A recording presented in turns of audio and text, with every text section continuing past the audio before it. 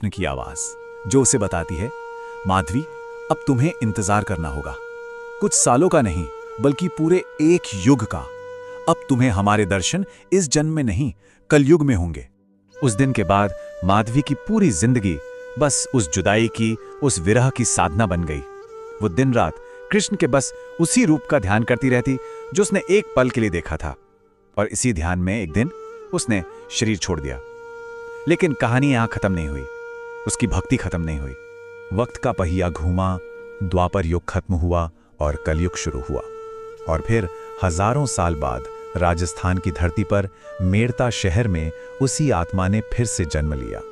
जी हां, ये माधवी की ही आत्मा थी, जो अब भक्तिमती मीराबाई बनकर इस दुनिया में आई थी। और ये कोई मामूली जन्म नहीं था, ये तो उसी अधूरे प्यार, उसी अधूरी भक्ति को पूरा करने का एक मौका था। जो गोपी माधवी थी, वो अब संत मीराबाई बन चुकी थी। क्यों? ताकि वो दुनिया को प्यार और भक्ति का एक नया रास्ता दिखा सके, वो रास्ता जो जुदाई में, विरह में डूबा हुआ था। तो माधवी से मीरा तक का ये जो अनबिलीवेबल सफर है, इसका मतलब क्या है?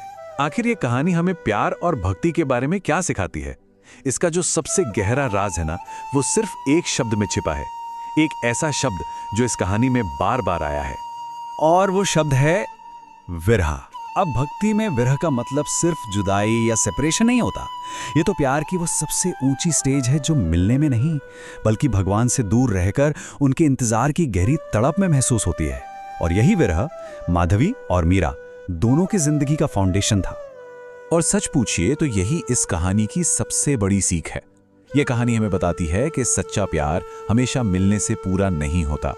कभी कभी प्यार अपनी सबसे ऊंची मंजिल पर तब पहुंचता है जब आप अटूट भक्ति के साथ किसी का इंतजार करते हैं, जब प्यार की आग जुदाई में सबसे तेज जलती है।